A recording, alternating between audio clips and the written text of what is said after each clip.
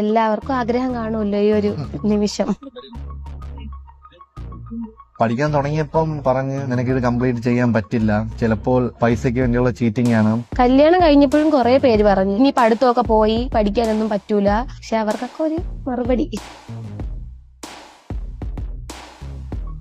ഇവള് പഠിക്കാനായിട്ട് പോയതിനു ശേഷമാണ് ഞാൻ ഇത് തിരക്കാൻ തുടങ്ങിയത്. ഞാൻ ഇപ്പൊ ഗൾഫിലായാലും ഹോട്ടൽ ഫീൽഡിലാണ്. ഞാൻ ഇവിടെ ഹോസ്പിറ്റലിലും അങ്ങനെയൊക്കെ പോണ ടൈമിൽ എനിക്ക് ഫ്രണ്ട്സ് ഉണ്ടാവും. അപ്പൊ ഞാൻ ഇതിനെപ്പറ്റി തിരക്കി. ഇപ്പോഴാണ് എനിക്ക് അറിയാൻ പറ്റിയത് നല്ലൊരു സ്കോപ്പാണ് ലൈഫിൽ. നമുക്ക് എക്സ്പീരിയൻസ് എത്രത്തോളം നമുക്ക് വരുന്നു അത്രത്തോളം നല്ല പൊസിഷനിലോട്ട് നമുക്ക് മാറാം, നല്ല സാലറി. ഫസ്റ്റില് ഇതിനെപ്പറ്റി നമുക്ക് വലിയ പിടുത്തമില്ലാത്തതുകൊണ്ടാണ് നമുക്ക് ഇതിനെപ്പറ്റി ഒന്നും അറിഞ്ഞുകൂടാത്ത. പക്ഷെ ഇതിനെപ്പറ്റി സെർച്ച് ചെയ്യും തോറും നമുക്ക് നല്ല ഹാപ്പി മൈൻഡാണ്.